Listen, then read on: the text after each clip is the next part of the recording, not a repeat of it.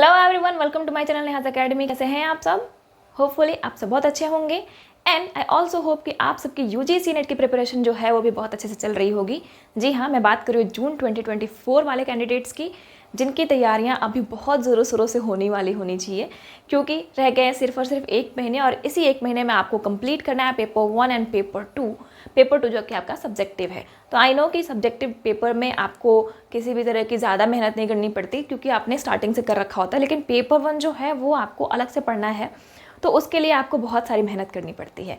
तो जी हाँ, मैं आपको करा रही हूँ अभी पेपर 1 की प्रिपरेशन, जिसमें मैं आपको अभी तक मैंने आपको 5 यूनिट कराया है, उसके मोस्ट एक्सपेक्टेड टॉपिक्स कराए हैं जो कि आपके लिए बहुत ही हेल्पफुल हैं, जो कि आपके एग्ज़ाम के लिए बहुत ही हेल्पफुल हैं। तो आप प्लीज़ उसे करिए। अभी तक जो हमने 5 क्लासेस करी है उसे भी अगर देखिए, अगर अभी तक आपने उसे नहीं देखा है तो।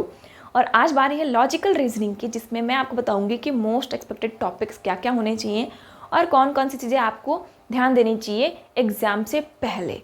तो चलिए बिना किसी देरी के शुरू करेंगे हमारी ये क्लास। अगर अभी तक आपने मेरे चैनल को सब्सक्राइब नहीं किया है या फिर आप हमारे चैनल पर नए हैं तो प्लीज़ सब्सक्राइब कर लीजिए एंड बेल आइकन को भी ज़रूर प्रेस कर लीजिए, ताकि आपको जो भी अपडेटेड नोटिफिकेशंस है वो आसानी से मिल सके। एंड कमेंट में ज़रूर बताइए कि आप सभी को मेरी ये वीडियोस कैसी लगती हैं।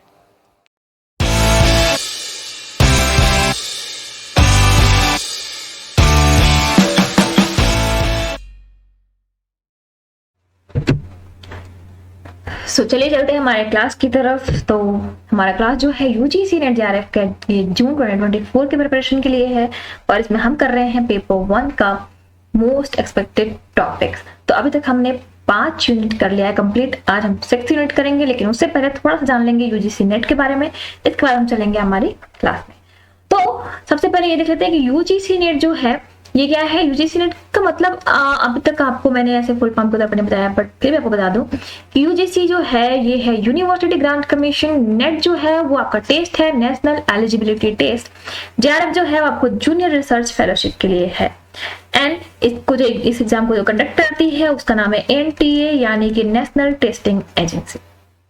तो यानी कि ऐसा टेस्ट जो कि आपको एलिजिबली होना बताता है कि आप नेशनल लेवल पे एलिजिबल हो जाते हैं किसी भी कॉलेजेस में पढ़ाने के लिए। या पढ़ाने के लिए का मतलब ये है कि आप लेक्चररशिप के लिए क्वालिफाई कर जाते हैं या फिर असिस्टेंट प्रोफेसर के लिए क्वालिफाई कर जाते हैं। तो ये आपका जो होता है वो मिनिमम क्वालिफाइंग एरिया होता है, जिसको आप क्वालिफाई करने के बाद मतलब ये कर सकते हो। पर ये सिर्फ मिनिमम है, यानी कि इसके बाद भी अगर आप कुछ करना चाहते हो तो कर सकते हो। जैसे कि आप नेट के बाद पीएचडी करो तो पीएचडी के बाद आपको हेल्प मिलती है ताकि आप कॉलेजेस में डायरेक्ट प्रोफेसर के लिए अप्लाई कर सको। ठीक है, तो इसमें आपको हेल्प कराता है जेआरएफ जो है पीएचडी को करने के टाइम पे हेल्प कराता है आपको कि आपको स्कॉलरशिप दिलाता है। यानी कि जेआरएफ निकालने के बाद अगर आपने पीएचडी में एडमिशन लिया है या फिर आप पीएचडी में एडमिशन भी ले चुके हो और फिर जेआरएफ कर रहे हो, तो आपको अगले 5 साल तक के लिए आपको स्कॉलरशिप दिया जाता है। एंड जेआरएफ की जो वैलिडिटी होती है 3 साल तक की होती है, मतलब कि 3 साल तक में अगर आपने एडमिशन नहीं लिया तो फिर आपकी इसकी वैलिडिटी खत्म हो जाती है, आप सिर्फ नेट क्वालिफाइड कहलाते हो। ठीक है, तो नेट और जेआरएफ का जो भी इसका जो डिफरेंस है वो मैंने आपको पिछली क्लास में समझाया था। फिर से समझा दो कि नेट के बाद मतलब आप इतना समझ लो कि अगर आप नॉर्मल पास हुए हो तो आपने मतलब नेट क्वालिफाई किया है, और अगर आप डिस्टिंक्शन से पास हुए हो मतलब बहुत अच्छे मार्क्स से पास हुए हो तो आपने जेआरएफ क्वालिफाई किया है। इसका मतलब ये है कि जो टॉपर्स हैं इसमें वो जेआरएफ क्वालिफाइड होते हैं, और जो नॉर्मल पास होते हैं, नॉर्मल क्वालिफाई होते हैं। नॉर्मल क्वालिफाई का मतलब ये भी नहीं है कि वो यहाँ तो क्वालिफाई करना ही बहुत बड़ी बात होती है, पर जो अगर आपने क्वालिफाई बहुत अच्छे नंबर से किया है तो आप जेआरएफ क्वालिफाई कर पाते हो, और अगर आप क्वालिफाई अपने थोड़ा सा कम नंबर आया तो आपका यूजीसी नेट क्वालिफाई होता है। ठीक है, इसमें तो paper 1 and paper 2, paper 1 classes हम कर रहे हैं, पेपर 2 जो होता है आपका सब्जेक्टिव होता है, मतलब आपने जिस सब्जेक्ट से मास्टर्स या फिर बैचलर्स डिग्री जो किया है, बैचलर्स डिग्री यानी कि मैं बात कर रही हूँ उनकी जो कि 4 इयर्स की बैचलर्स डिग्री उनकी है, 4 इयर्स यानी कि 8 सेमेस्टर की। और उनका जो बैचलर्स डिग्री है वो 75% से जिन्होंने अबव मार्क्स ऑब्टेन किए, यानी कि अगर 75% से ज्यादा उनके मार्क्स हैं तो ही वो यूजीसी नेट के लिए अप्लाई कर सकते हैं। तो वो बैचलर्स डिग्री के बारे में बात कर रहे हैं हम। अगर वही हम मास्टर्स डिग्री के बारे में बात करें तो जिनकी पासिंग जो है वो 55% से अबव हुई हो तो वो लोग अप्लाई कर सकते हैं यूजीसी नेट के लिए, ठीक है। तो इस तरीके से आप जान सकते हो पेपर 1 का जो सब्जेक्ट कोड होता है 00, क्योंकि ये होता है जनरल पेपर। ये जो एग्जाम कराया जाता है कंडक्ट वो 83 सब्जेक्ट में कराया जाता है। इसमें टेक्निकली जो भी टेक्निकल क्वेश्चंस होते हैं, क्वेश्चंस बोल रही हूँ, जो भी जिन्होंने उससे मास्टर्स किया है या फिर बैचलर्स किया है, तो टेक्निकल वालों के लिए नहीं है ये, सिर्फ उसके अलावा यानी कि आर्ट्स एंड कॉमर्स वालों के लिए है। अब आर्ट्स में बहुत सारे लैंग्वेजेस होते हैं, तो ये सारे लैंग्वेजेस का एग्जाम होता है यूजीसी के थ्रू, ठीक है। तो इसमें आपको पेपर 1 जो है वो जनरल पेपर होता है पूरे 83 सब्जेक्ट्स वालों के लिए, यानी कि सब लोगों को ये सारे यूनिट्स जो है वो पढ़ने ही होते हैं। एंड इसके अलावा जो भी पेपर 2 है वो सब्जेक्टिव होता है, यानी कि अगर मेरा सब्जेक्ट कॉमर्स का है तो मुझे कॉमर्स पढ़ना पड़ेगा। बाकी किसी का अगर मैनेजमेंट का है या फिर किसी का कोई लैंग्वेज है, रीजनल लैंग्वेज से अलावा और भी बहुत सारे लैंग्वेजेस जो हैं वो सारी चीजें हैं, तो वो उनको अलग सब्जेक्ट पेपर 2 का पार्ट है। और पेपर 1 जो है वो कॉमन सब्जेक्ट है, यानी कि सभी लोगों के लिए है, तो इसलिए इसका सब्जेक्ट कोड 00 होता है। बाकी आपके जो सब्जेक्ट कोड्स होते हैं वो अलग हो जाते हैं। जैसे कि अगर मेरा कॉमर्स है तो कॉमर्स वालों के लिए जो सब्जेक्ट कोड होता है वो 08 होता है, ठीक है। तो इस तरीके से आपको समझ में आ गया होगा कि पेपर 1 एंड पेपर 2 का कैटेगराइजेशन क्या है। एंड ये जो एग्जाम लिया जाता है ये पूरे 3 घंटे का लिया जाता है। 3 घंटे में आपको 2 घंटे जो दिए जाते हैं वो पेपर 2 के लिए दिए जाते हैं, एंड 1 घंटा जो दिया जाता है वो पेपर 1 के लिए दिया जाता है। पेपर 1 में टोटल 50 क्वेश्चंस होते हैं एंड पेपर 2 में होते हैं 100 क्वेश्चन। टोटल आपको 150 क्वेश्चंस के एग्जाम्स होते हैं जो कि आपको कंप्लीट करना है 180 मिनट्स में। तो इस तरीके से मैंने आपको बता दिया कि क्या क्या कैटेगराइजेशन किया जाता है इसका। अभी इसके पहले से ये एग्जाम लिया जाता था ऑनलाइन, पर अब इस बार जो है इस बार इसका एग्जाम कराया जाएगा ऑफलाइन कंडक्ट कराया जाएगा, यानी कि आपको OMR शीट दिया जाएगा एंड क्वेश्चन पेपर दिया जाएगा, और OMR शीट में आपको क्वेश्चंस के आंसर जो है वो फिल करने हैं, ठीक है। तो इस तरीके से आपका बहुत सारे चेंजेस जो हुआ है बैचलर्स डिग्री एंड ऑफलाइन का, ये सारी चीजें अभी हाल ही में चेंज हुई है। तो चलिए चलते हैं हमारे टॉपिक की तरफ। तो इससे पहले देख लेते हैं कि जो भी पेपर 1 का जो यूनिट है वो कितने यूनिट्स होते हैं। टोटल 10 यूनिट्स होते हैं और 10 यूनिट्स का नाम जो है वो इस तरीके से है। पेपर 1 जो है हमें ये बताता है कि हमें कोई भी टीचिंग जो है वो किस तरीके से करानी है, मतलब कि अगर हम एलिजिबल हो रहे हैं टीचिंग के लिए तो उसमें आपको टीचिंग किस तरीके से करानी है। तो उसके लिए आपको जानना जरूरी है कि टीचिंग एप्टीट्यूड के बारे में, कि टीचिंग में क्या क्या चीजें आती हैं, क्या क्या चीजें शामिल होती हैं, जिसमें आपको टीचर एंड स्टूडेंट्स के बारे में पढ़ना है एंड कंटेंट के बारे में पढ़ना है। देखा जाए तो सिर्फ 3 चीजें होती हैं इसमें जो इंपॉर्टेंट होती है, वो क्या होती है, टीचर, स्टूडेंट एंड कंटेंट। अब इन्हीं के आसपास में ये जो पूरा टीचिंग एप्टीट्यूड है ना, इन्हीं के आसपास में घूमता रहता है। कभी स्टूडेंट्स का बिहेवियर देखना है सॉरी, फिर कभी टीचर को सॉरी फिर कभी आपको देखना है टीचर के बारे में एंड देन उसके कंटेंट के बारे में। तो इस तरीके से आपको ये सारी चीजें देखने को मिलेंगी। तो यही चीजों के बारे में आपको घूमता हुआ मिलेगा teaching aptitude. Then research aptitude जो है वो आपको बताएगा कि रिसर्च कैसे करते हैं, इसमें कुछ एथिक्स भी आपको पढ़ने पड़ते हैं, टेस्टिंग्स पढ़ने पड़ते हैं, कौन कौन सी आपकी टेस्टिंग होती है, रिसर्च कौन कौन से टाइप के होते हैं, इसमें क्वालिटेटिव क्वांटिटेटिव ये सारी चीजें देखने को मिलेंगी। ये सारी चीजें हमने कर रखी है, आप इसके पिछले वाले वीडियोस में जाकर देख सकते हो जिसमें मैंने आपको कराया है। टीचिंग एप्टीट्यूड करा दिया है मैंने, रिसर्च एप्टीट्यूड करा दिया मैंने, कॉम्प्रिहेंशन भी करा दिया है, कम्युनिकेशन करा दिया है, मैथमेटिकल रीजनिंग एप्टीट्यूड भी करा दिया है। आज बारी है लॉजिकल रीजनिंग की, मतलब वैसा रीजनिंग जिसमें मैथ शामिल नहीं है, लॉजिक शामिल है। तो ये सारी चीजें हम आज करेंगे। इसके मोस्ट एक्सपेक्टेड टॉपिक्स भी देखेंगे जो कि लॉजिकल रीजनिंग का होगा। फिर आपको देखना ये है डेटा इंटरप्रिटेशन जो है हम आगे करेंगे, जो कि आपके मैथमेटिकल एप्टीट्यूड का ही पार्ट होता है। पर इसमें क्या है कि मैथमेटिकल एप्टीट्यूड इसमें शामिल होता है, मतलब कुछ डेटा दिए हुए हैं इसको इंटरप्रेट करना है, तो अभी मैथमेटिकल एप्टीट्यूड के साथ इसकी स्किल्स के ही थ्रू आप डेटा इंटरप्रिटेशन कर सकते हो। फिर आगे है आपको ICT यानी कि इंफॉर्मेशन एंड कम्युनिकेशन टेक्नोलॉजी। इसमें ज्यादातर आपको कंप्यूटर के बारे में जानने को मिलेगा और उसी से रिलेटेड चीजें देखने को मिलेंगी। एंड साथ ही साथ आपको वो स्क्रिप्ट देखने को मिलेंगे जो कि हाल ही में या फिर काफी टाइम से आपको कंप्यूटर बेस पे यानी कि डिजिटल बेस पे कराया गया है, तो वो सारी चीजें आपको ICT में देखने को मिलेंगी। फिर है पीपल डेवलपमेंट एंड एनवायरमेंट के बारे में पढ़ना है आपको, यानी कि आपको जानना है कि पोल्यूशन कौन कौन से होते हैं एंड सब्सटेंसेस क्या क्या होते हैं फिर आपको देखना है डिजास्टर्स क्या क्या होते हैं, एंड आप अपने पर्यावरण को कैसे बचाए रख सकते हो, यानी कि सस्टेनेबिलिटी के बारे में पढ़ना है आपको। इसी में आपको जो भी गोल्स दिए हुए हैं वो सारी चीजें भी देखने को मिलेंगी, यानी कि SDGs देखने को मिलेंगी जो भी चल रहा है वो, ठीक है। फिर आपको इसके अलावा देखने को मिलेगा हायर एजुकेशन सिस्टम, यानी कि एंशिएंट के टाइम से लेकर के अभी जो मॉडर्न टाइम चल रहा है, इस टाइम तक में जो एजुकेशन का जो सिस्टम रहा है वो किस टाइप का रहा है और क्या क्या चीजें हैं एंशिएंट में आपको देखने को मिलेगा। वैदिक चीजें भी देखने को मिलेंगी, फिर आपको बौद्धिक चीजें भी देखने को मिलेंगी, मतलब बहुत सारी चीजें हैं। फिर आपको बाद में आपको ये भी पढ़ना पड़ेगा इसी में, ब्रिटिशर्स के टाइम पे एजुकेशन के सिस्टम्स किस टाइप की थी, मुगलों के टाइम पे किस टाइप के थे, अभी जो कि आफ्टर इंडिपेंडेंस जो है वो अभी एजुकेशन सिस्टम किस टाइप का चल रहा है, इसमें आपको NEP 2020 भी देखने को मिलेगा। तो ये सारी चीजें जो है वो आपको पेपर 1 में देखने को मिलेंगी, और ये सारी चीजें आपको कंप्लीट करनी है यूनिट नंबर 10 तक, जो कि आपके एग्जाम से पहले हो जानी चाहिए।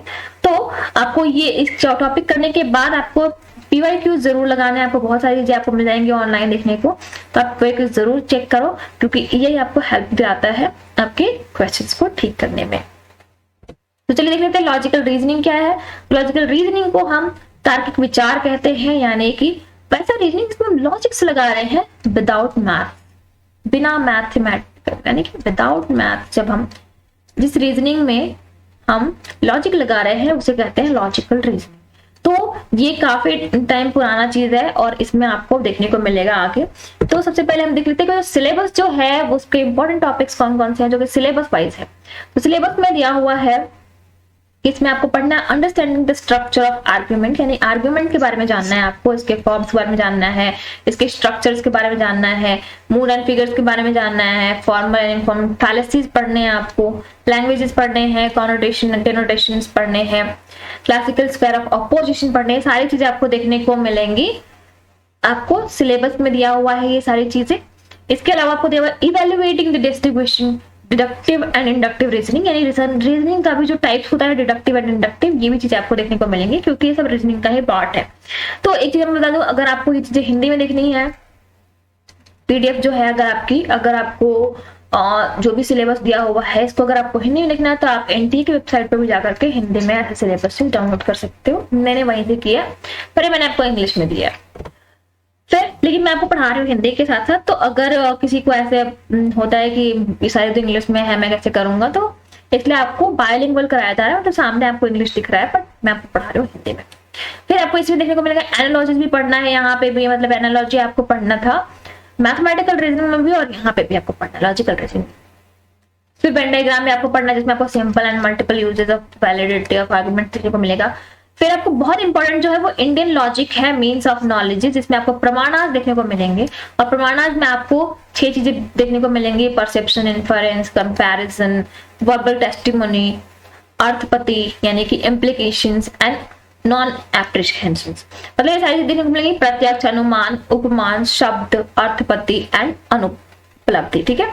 तो ये सब चीजें जो है आपके लिए इंपॉर्टेंट है, यही बहुत इंपॉर्टेंट है आपके लिए प्रमाणार्थ जो है। तो इसको कंप्लीटली, इससे हमेशा क्वेश्चन जरूर कुछ ना कुछ पूछे जाते हैं, तो ये चीजें करना आपके लिए बहुत बहुत इंपॉर्टेंट है। फिर स्ट्रक्चर एंड काइंड्स ऑफ अनुमान करना है आपको, यानी कि जो अनुमान है आपने यहाँ पे देखा इन्फरेंस, इसी के बारे में थोड़ा सा और जानना है आपको। इसमें आपको देखने को मिलेगा हेतवाभास, फैलेसीज ऑफ इन्फरेंस देखने को मिलेगा। तो ये सारी चीजें जो है वो सिलेबस में ऑलरेडी दी हुई है, जिसका जो भी इंपॉर्टेंट टॉपिक है।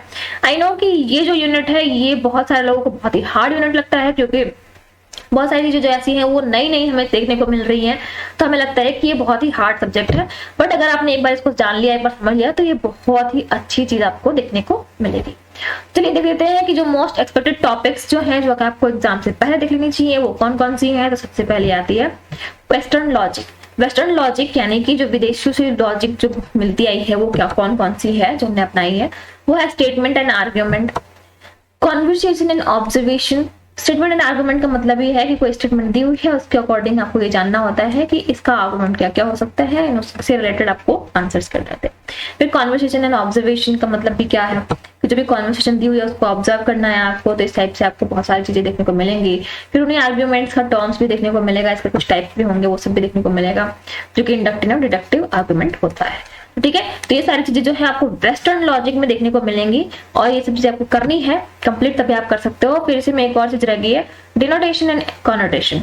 तो ये सारी चीजें आपको सिलेबस में भी ऑलरेडी दी हुई है, पर मैंने आपको यहाँ पे थोड़ी सी सहजता के साथ ऐसा दिखा दिया है ताकि आप अच्छे से देख सको कि ये वेस्टर्न लॉजिक का पार्ट है, ठीक है। फिर आगे हम करेंगे इंडियन लॉजिक के बारे में, जिसमें हम ज्यादातर खास जो मैंने आपको बताया बहुत ही इंपॉर्टेंट चीज है वो क्या है, प्रमाणास। तो आपको प्रमाणास करने हैं।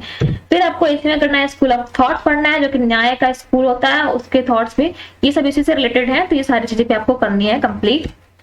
एंड फिर आपको करना है इंडियन एंड वेस्टर्न फैलेसीज। फैलेसीज पढ़नी है आपको, बहुत सारी फैलेसीज हैं इसमें जो कि आपको कंप्लीट करनी है। फैलेसीज से भी रिलेटेड बहुत सारे क्वेश्चंस पूछे जाते हैं, ये भी बहुत इंपॉर्टेंट क्वेश्चन है आपका।